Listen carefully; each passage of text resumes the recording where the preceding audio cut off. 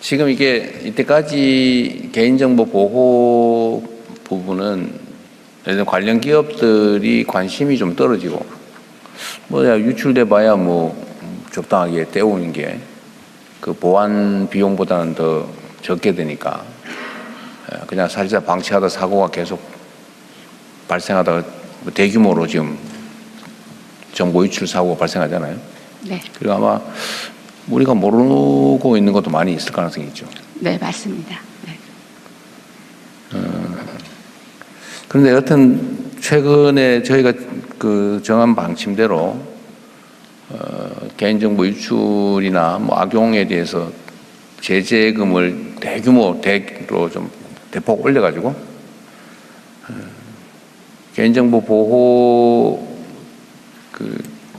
보호 비용을 훨씬 초과하게 이렇게 만들어야 실제로는 개인정보 보호 활동을 할 거 아닙니까? 네.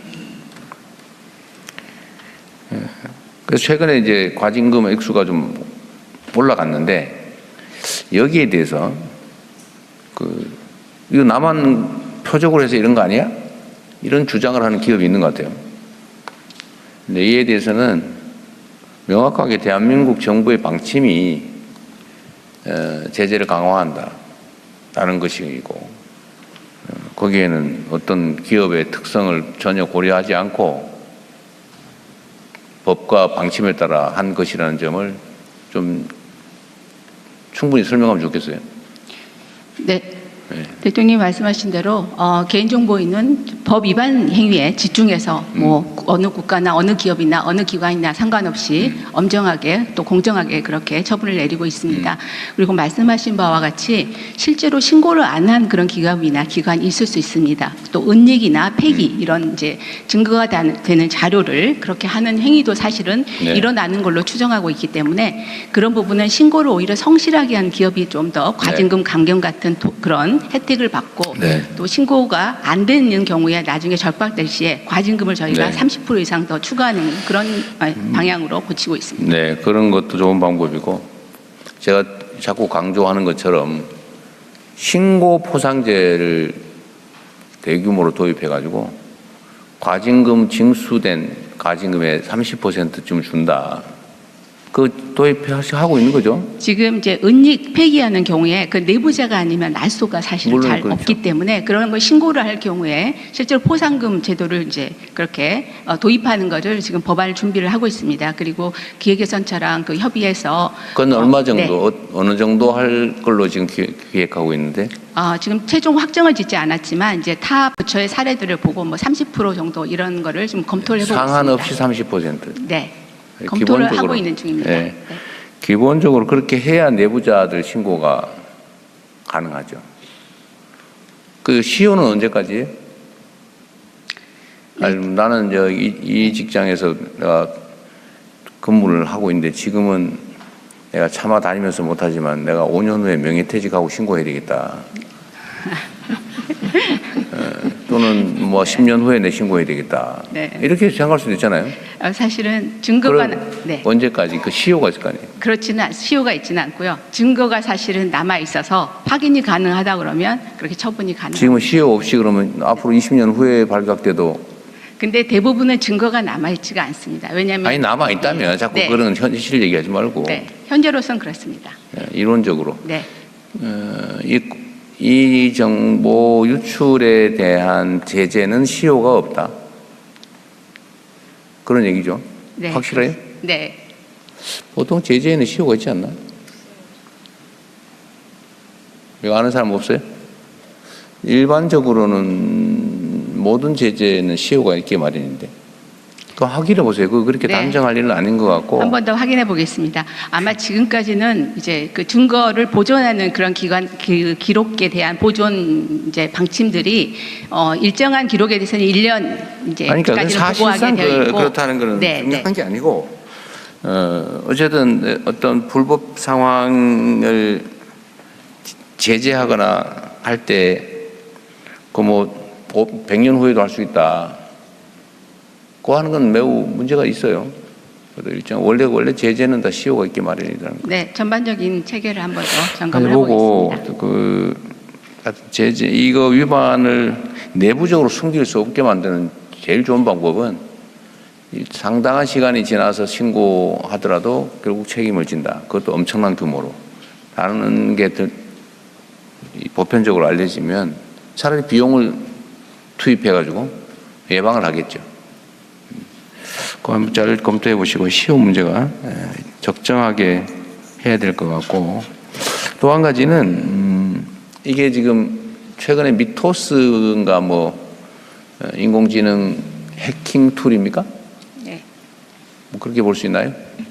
인공지능으로 만든 해킹 AI 툴인가? 모델이라고 할 수 있습니다. 해킹 모델인 거죠. 그러니까 사실 뭐 해킹 전용은 아닌데 전혀 아닌데 해킹 AI가 기능이 그 있는. 해킹까지 해킹 뭐 이렇게 그런데 보안, 그러니까 이게 사실은 이제 그 보안이 어디가 흠결이 있는지 다 순식간에 찾아낸다는 거 아닙니까? 그 사람의 능력 이상으로. 그런데 그게 지금 일반 접근이 금지됐죠, 미국에서. 금지를 했다가 또 이제 이제 지금 다시 풀었습니다. 다시 풀었어요? 언제? 최근에 다시 좀 제한적으로 좀 풀었고. 그러다 언제도 막을지 모르죠. 네, 또 언제든지 맡길 수 있고 또 이제 그렇죠. 중국에서도 또 그런 기미를 보이고 있습니다. 그래서 그거는 막힌다고 보고 우리가 대비해야 될 것 같고요. 그럴 경우에 이 언제 뭐 어떻게 될지 모르죠. 우리가 무방비로 있다가 다른 사람이 우리 집 대문 이렇게 막아주고 있다가 기분 나쁘네. 그러다 확 열어버리고 자기 마음대로 가버리고 그럴 수 있잖아요. 그렇게 되면 안 되죠. 예를 들면 어딘가가 뚫릴 가능성이 있다. 이걸 누군가가 체킹을 해야 되잖아요. 물론 뭐 자체적으로 열심히 하겠죠. 방화벽인지 뭐 이런 거 설치하고 과연 이게 해킹에 뚫릴 수 있나 없나 나름은 자기들끼리 점검을 할 텐데 이게 어딘가 틈이 생기는 경우가 있다는 거고 그걸 틈을 뚫고 들어오면 엄청난 사고가 발생하는 거 아닙니까? 근데 이거를 예방적 차원에서 원래 화이트 해킹이라고 하나요?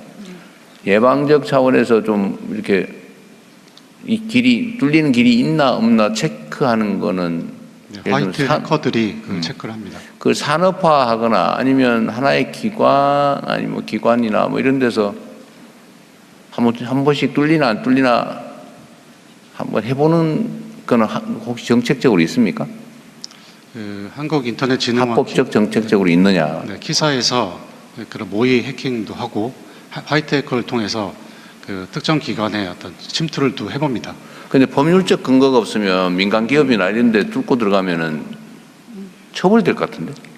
네, 그래서 그 법률적 근거를 지금 마련하는 만들고 제도를 있어요? 지금 네. 추진하고 있습니다. 네. 어쨌든 그 피해를 끼치지 않으면서 예를 들면 이런 루트가 뚫려 있다고 하는 걸 꼭 본인 동의가 있어야만 하는 것도 문제고 피해가 생기지 않는 범위 내에서는 동의 없이도 동의하면 문제가 없으니까 동의 없이도 이렇게 체크해 보는 거를 허용하는 법을 만드는 중이다 그 말이에요.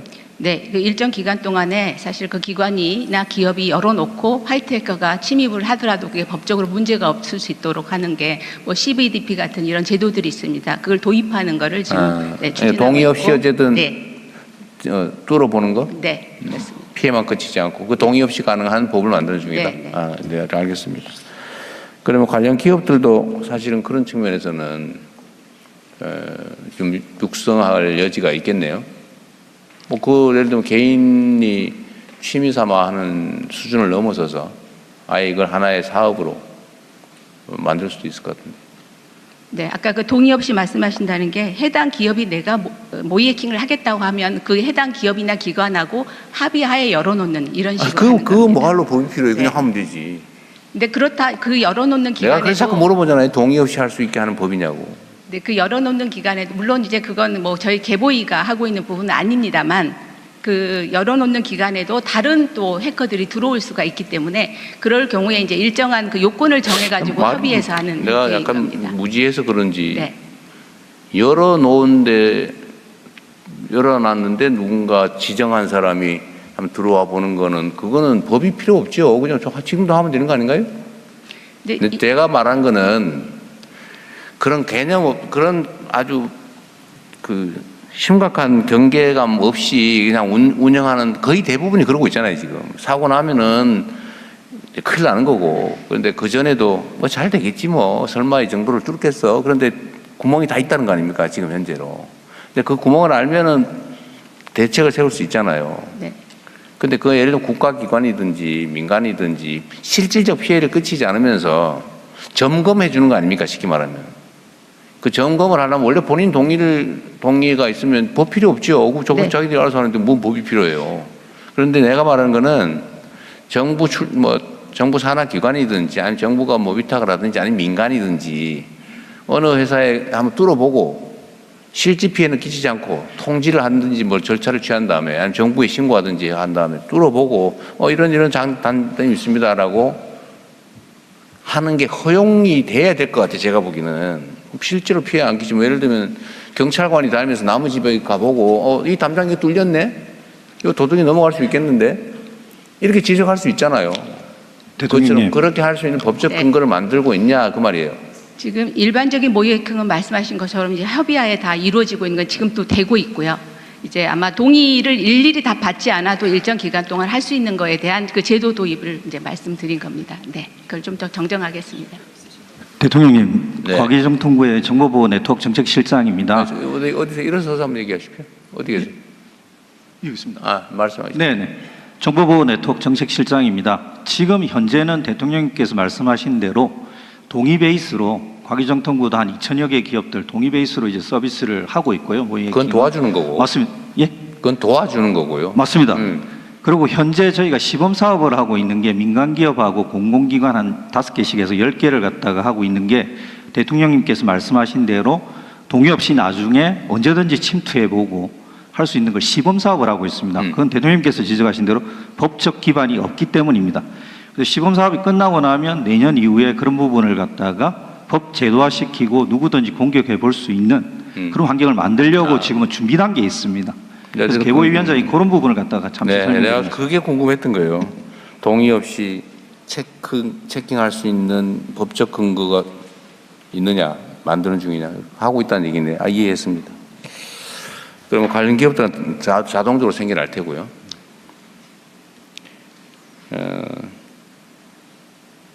그다음에 지금 미토스 얘기는 아까 하다 말았는데, 하여튼 그렇게 사람의 능력의 버금가는 아주 우수한 해커 수준의 체킹이 가능하다는 거잖아요. 근데 그걸 지금은 다시 또 열어놨다. 네. 언제 닫을지 모르는 거죠. 사실 취약점을 굉장히 쉽게 찾아낼 수 있고 공격할 수도 있고 또 방어 측면에서 우리 준비를 해야 됩니다. 그런 그렇죠. 측면에서 지금 현재 우리나라도 이제 독자 AI 파운데이션 모델을 자체적으로 하고 있는데 그 정도 수준 갖고는 좀 대응하기는 어렵습니다. 그래서 저희는 두 가지 좀 전략 대응을 좀 준비하고 있습니다. 지금 현재 저희 대한민국이 가지고 있는 독자 AI 모델에 이 보안 관련된 데이터를 추가 학습해서 이런 보안 특화 모델을 우선 만드는 것을 지금 연내에 추진을 하고 있습니다. 그리고 근본적인 대응을 하기 위해서 사실 이런 미토스카 모델이 보안에만 특화된 모델이 아니라 굉장히 고도화된 어떤 프론티어 모델이 되다 보니까 이런 보안 문제도 쉽게 풀 수 있게 된 겁니다. 그렇기 때문에 우리도 이런 어떤 고도화된 어떤 프론티어 모델 개발에 대한 좀 고민이 필요합니다. 그 좀 신경을 많이 써야 될 부분인 것 같습니다. 앞으로 매우 중요해질 텐데 이게 사실 공장 담장 같은 거잖아요. 아주 단순하면 그 담장이나 아니면 방범 시설 같은 건데 그게 아무나 지나가다 막 보니까 막 열려 어디가. 그건 체크를 누군가 해줘야 될 것 같기도 하고요. 본인들은 하겠지만 그 나쁜 예를 들면 의도로 가지고 피해를 끼치지 않은 범위에서 체크해서 알려주는 거야. 근데 이게 현행 법률상으로 안 될 것 같아서 하는 얘기입니다. 네, 혹시 총리님 얘기하실 거 있으세요? 네, 아까 말씀 주신 것처럼 그 예방 중심으로 바꾸신다고 하는 방향성은 저는 정말 적극 동의가 되는데요.